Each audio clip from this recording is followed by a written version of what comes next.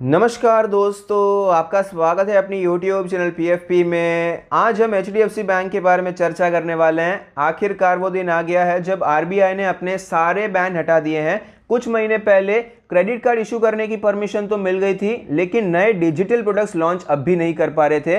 लेकिन आरबीआई ने कल ये बता दिया है कि एचडीएफसी बैंक अपने डिजिटल 2.0 प्रोग्राम में जो भी नया डिजिटल बिजनेस लॉन्च करना चाहते हैं उस पर कोई रेस्ट्रिक्शंस नहीं है। तो क्लियरली ये एचडीएफसी बैंक के लिए बहुत अच्छी बात है। पिछले कुछ महीनों से जो अंडर परफॉर्मेंस नजर आता है उसका मेन रीजन यही है कि बहुत सारे बैन लगे हुए थे। अब ये रीजन हट चुका है, तो क्या यहां पर तेजी देखने को मिलेगी? क्या स्टॉक भागता हुआ नजर आएगा? ऐसी सिचुएशन में एज ए रिटेल इन्वेस्टर हमें क्या करना चाहिए, इसके बारे में आज हम चर्चा करने वाले हैं।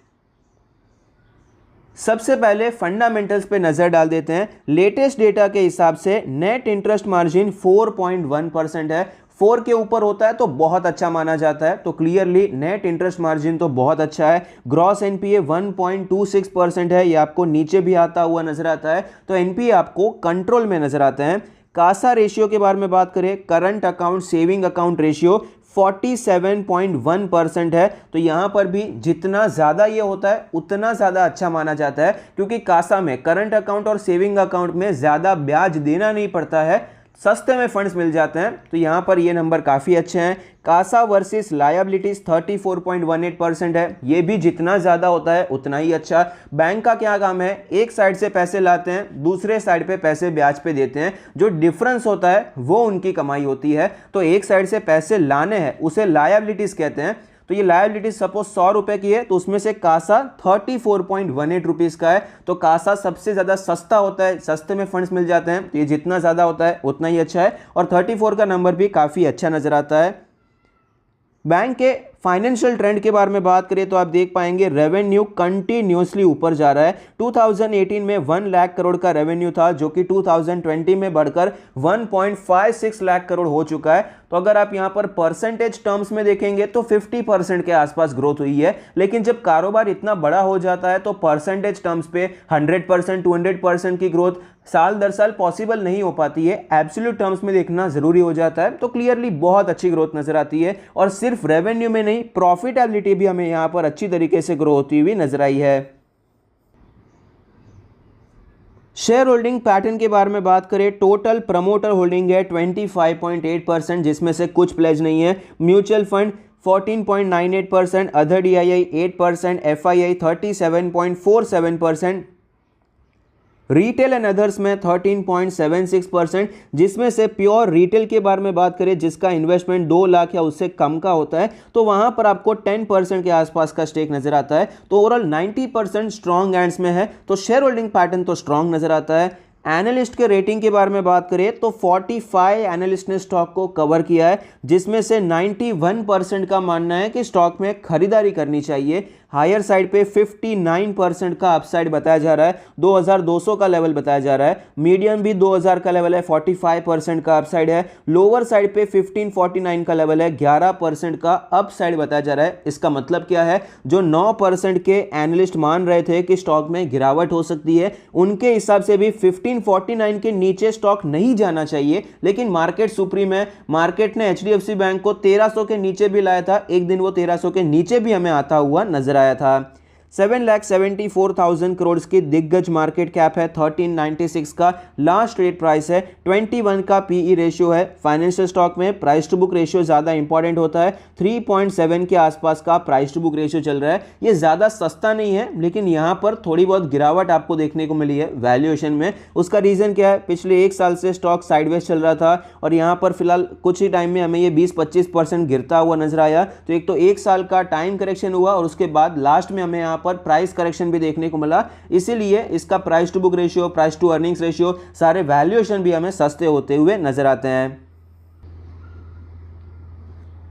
स्टॉक के चार्ट पर हमें क्लियरली पता चलता है कि 2021 में स्टॉक ने कोई खास रिटर्न्स बनाकर नहीं दिए हैं। ऊपर गया था लेकिन वापस आपको ये नीचे आता हुआ नजर आता है और लास्ट में यहाँ पर 2022 की शुरुआत में तो गिरावट और भी आपको बढ़ती हुई नजर आई। स्टॉक हमें 1300 के आसपास जाता हुआ नजर आया। इनफैक्ट यहाँ पर इंट्राडे में 1300 के नीचे भी ये जा चुका है। यहाँ से एक बाउंस नजर आता है। फिलहाल ये स्टॉक के मूविंग एवरेजेस के बारे में बात करें तो फिलहाल ये अपने सारे मूविंग एवरेज के नीचे ट्रेड कर रहा है। 100 डेज का एक ऐसा मूविंग एवरेज है जो कि 200 के ऊपर ट्रेड कर रहा है। बाकी 50 और 20 डेज के मूविंग एवरेज ने तो कब का क्रॉसओवर कर दिया, यानी कि वीकनेस है और वीकनेस बहुत टाइम से है। डेली आरएसआई 43 है। थोड़ी स्ट्रेंथ यहां पर नजर आई क्योंकि एक बाउंस दिखाई पड़ता है। वीकली चार्ट के बारे में बात करें तो वीकली चार्ट पर हमें नजर आएगा कि स्टॉक फिलहाल जनरली सपोर्ट लेता है 50 वीक्स के मूविंग एवरेज पर। जब भी यहां पर आता है बाइंग एमर्ज होती हुई नजर आती है, लेकिन इस बार तो यहां पर हमें 100 वीक्स का मूविंग एवरेज भी नजर आया। इनफैक्ट ये लेवल भी एक्चुअली टूटता हुआ नजर आया था। इसके नीचे भी स्टॉक जाता हुआ नजर आया था।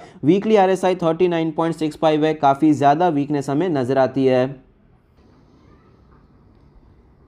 स्टॉक के चार्ट पर हमें एक ट्रेंड लाइन नजर आती है, जिस ट्रेंड लाइन पे पिछले 1-1.5 साल से ये स्टॉक ट्रेड कर रहा है। कई बार यहां पर सपोर्ट लेने के बाद तेजी नजर आई, लेकिन ये ट्रेंड लाइन हमें टूटती हुई नजर आई है और एक हेड एंड शोल्डर पैटर्न भी आपको नजर आएगा। ये एक शोल्डर है, ये हेड बन गया और यहां पर ये शोल्डर है, इसका ब्रेकडाउन हुआ तो ये सेम लेंथ आपको नीचे नजर आ सकती है। तो ये नीचे अगर हम कैलकुलेट करेंगे तो अप्रोक्सीमेटली 1200 के आसपास नजर आता है। ये सब कुछ हमने पहले भी एक वीडियो में डिस्कस किया है, तब भी मैंने आपको ये ट्रेंड लाइन दिखाई थी, 1200 का लेवल दिखाया था, लेकिन मैंने आपको बताया था कि 1200 का लेवल बहुत ज्यादा नीचे है। स्टॉक ऑलरेडी काफी ज्यादा टूट चुका है। तो एक अच्छे शेयर में इतना ज्यादा हमें यहां पर बियरिश नहीं होना चाहिए। जब वो ऑलरेडी 25% टूट चुका होता है तो यहां पर 1200 से पहले कुछ और इंपॉर्टेंट लेवल्स आएंगे। सबसे पहला ये 1300 का लेवल आएगा, उसके बाद 1250 का लेवल आएगा। तो हमें फिलहाल फोकस करना चाहिए 1300 पे एक्यूमुलेशन का और 1250 पे एक्यूमुलेशन का, और यहीं से स्टॉक हमें रिटर्न होता हुआ भी नजर आया। 1300 पे सपोर्ट लेकर स्टॉक ऊपर गया है। अगर आपने वो वीडियो नहीं देखा है तो टॉप राइट कॉर्नर पे आपको लिंक मिल जाएगी, आप वो वीडियो देख सकते हैं। तो फिलहाल हमारी रणनीति क्या होनी चाहिए, तो फिलहाल यहां पर जो न्यूज आई है वो पॉजिटिव है, उसमें कोई डाउट नहीं है। स्टॉक में आपको प्रोबेबली तेजी भी देखने को मिलेगी। स्टॉक हमें मंडे को गैप अप ओपन होता हुआ भी नजर आ सकता है। तो यहां पर फिलहाल के लिए लेवल्स को अगर हम देखेंगे तो एक चीज हमें नजर आएगी, लॉन्ग टर्म के लिए तो भाई यहां पर खरीदारी कर सकते हैं, जो कि हमने कई बार डिस्कस किया है। लॉन्ग टर्म के लिए तो करंट मार्केट प्राइस भी मेरे हिसाब से बुरा नहीं है। अगर 1300 पे नहीं खरीदा तो 1400 भी अच्छा प्राइस है, आप खरीद सकते हैं। अब शॉर्ट टर्म मिड टर्म के बारे में बात करें तो शॉर्ट टर्म के लिए स्विंग ट्रेडिंग 2-5 दिन तो ट्रेंड पॉजिटिव होना चाहिए। ट्रेंड कब पॉजिटिव होगा, जब तक हमें ये लेवल टूटता हुआ नजर नहीं आता। ये अप्रॉक्सीमेटली 1437 1450 के आसपास का लेवल है। ये लेवल मल्टीपल टाइम सपोर्ट की तरह नजर आया है, तो अब ये रेजिस्टेंस बन चुका है। जब तक इसके ऊपर नहीं जाता है तब तक हम ज्यादा बुलिश होने के बारे में नहीं सोच सकते हैं। स्टॉक अगर 1450 के ऊपर सस्टेन करना शुरू कर देता है तो हम शॉर्ट टर्म और मिड टर्म के लिए अपॉर्चुनिटीज ढूंढ सकते हैं। तुरंत खरीदना ऐसा नहीं है, कोई प्राइस एक्शन बनना चाहिए, किधर कुछ सपोर्ट बनता है, कुछ ऐसा पैटर्न बनता है तो हम खरीदने के बारे में सोच सकते हैं, लेकिन अपॉर्चुनिटीज ढूंढना शुरू कर सकते हैं।